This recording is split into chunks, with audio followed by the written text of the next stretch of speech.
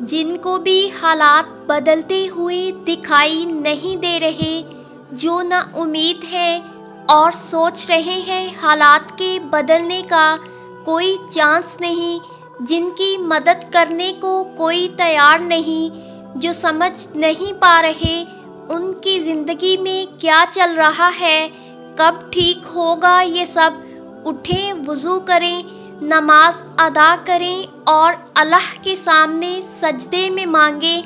جو مانگنا ہے سچے دل سے، اس یقین کے ساتھ کہ آپ کا رب کبھی آپ کو مایوس نہیں لوٹائے گا۔ آپ یہ مت سوچئے گا کہ جو آپ مانگ رہے ہیں وہ ملنا ناممکن ہے، اللہ کے لیے کچھ بھی ناممکن نہیں۔ کیا آپ نے ہاتھی والوں کا قصہ نہیں سنا؟ اس میں اللہ نے ہاتھیوں کے بڑے لشکر کو ابابیلوں کے لشکر سے ہلاک کر ڈالا، تو بے شک میرا رب سب کچھ کرنے پہ قادر ہے۔ ہماری سوچ اور حقیقت کے مطابق ایسا ناممکن تھا۔ اتنے بڑے جانور کو ایک چھوٹا سا پرندہ کیسے مار سکتا ہے؟ انسانی ذہن اس بات کو ایکسیپٹ نہیں کر پاتا، لیکن میرے اللہ نے یہ کر کے دکھایا۔ ایسے ہی اللہ سب کے معاملات ٹھیک کر دیتا ہے، بس آپ دل سے مانگو اور یقین کے ساتھ مانگو۔ میرا اللہ بھروسہ کرنے والوں کا کبھی بھروسہ نہیں توڑتا۔ کبھی اللہ کے فیصلوں پر سوال نہ اٹھائیں کہ یہ کیوں ہوا، وہ کیوں ہوا، میں ہی کیوں، میرے ساتھ ہی کیوں۔ کبھی اس کی حکمتوں کو شک کی نگاہ سے نہ دیکھیں، کیونکہ اس کی حکمتیں آپ کی سوچ سے کہیں زیادہ وسیع ہیں اور آپ کے انتخاب سے کہیں زیادہ بہتر بھی۔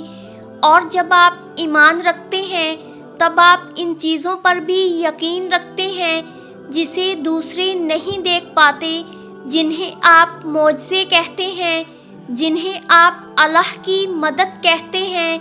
اور جب آپ یہ گمان رکھتے ہیں، یہ یقین رکھتے ہیں کہ اللہ ان کے ذریعے سے مدد کرے گا جن سے کوئی واقف نہیں، آپ بھی نہیں، تو پھر معجزے وہاں سے ہوتے ہیں جہاں سے آپ گمان بھی نہیں کر سکتے۔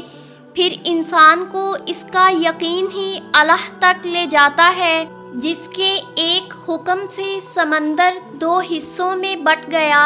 اس کے اختیارات کی نہ تم کو خبر ہے نہ ذرا برابر علم۔ جو شخص اللہ کی ناراضگی سے ڈرتے ہوئے زندگی گزارے گا تو اللہ اس کے لیے مشکلات سے نکلنے کا کوئی نہ کوئی راستہ پیدا کر دے گا اور اسے ایسی جگہ سے مدد فراہم کرے گا جہاں سے اسے گمان بھی نہیں ہوگا۔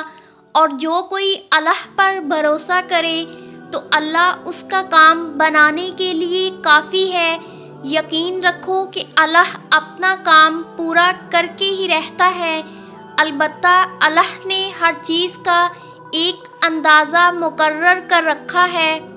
جب زندگی میں کوئی مشکل مرحلہ آئے جہاں فیصلہ لینا انتہائی مشکل ہو تو اپنی طرف سے پوری سوچ بچار اور کوشش کریں اور اللہ سے یہ دعا کریں کہ یا اللہ میرے اس معاملے میں مجھے وہ عطا کر جو میرے لیے بہتر ہے، اور پھر نتیجہ اللہ کے سپرد کر دیں۔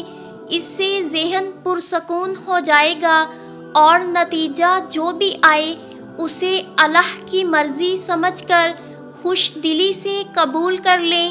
اگر پھر بھی کوئی پریشانی آئے تو یقین رکھنا وہ صرف عارضی ہوگی، لیکن اللہ آپ کے دل کو اطمینان، سکون عطا فرمائے گا، اور انشاءاللہ ایک دن ایسا ضرور آئے گا کہ اللہ کریم آپ کو بہترین سے نوازے گا اور وہاں سے اسباب پیدا فرمائے گا جو آپ کے وہم و گمان میں بھی نہیں ہوگا، کیونکہ اس کے خزانوں میں کمی نہیں اور سب کچھ اس کے کن کے انتظار میں ہے۔ یہ آیت مجھے تسلی دیتی ہے، مجھے مایوسی سے نکالتی ہے، مجھے امید دیتی ہے، مجھے بار بار یقین دہانی کراتی ہے کہ دنیا میں کوئی چیز مجھے محروم نہیں کر سکتی، کسی خواہش کی نارسائی مجھے میرے رب کی رحمت سے دور نہیں کر سکتی۔ ایک سکون اترتا ہے دل میں جب انسان اس آیت کی خوبصورتی کو محسوس کرتا ہے۔ بظاہر تمہاری زندگی میں ہزار خواہشیں ادھوری ہوں، مگر اگر تم صرف اسی ایک آیت کو تھام لوگے تو جان جاؤ گے کہ کوئی محرومی اصل میں محرومی نہیں ہے۔ یہ نا امید انسان کو خوشگمان بناتی ہے کہ چاہے دنیا نہ دے وہ جو تمہاری خواہش، مگر تمہارا رب تو تمہیں بہت کچھ دے گا، اتنا کہ تم خوش ہو جاؤ گے۔ اور انسان کو رب سے خوشگمان ہی رہنا چاہیے نا۔ اے اللہ، جیسے تو اندھیری رات کے بعد خوبصورت روشن صبح لے آتا ہے، ایسے ہی ہماری زندگیوں میں روشنیاں، امن، محبت اور خوشیاں عطا فرما۔ آمین ثم آمین یا رب العالمین۔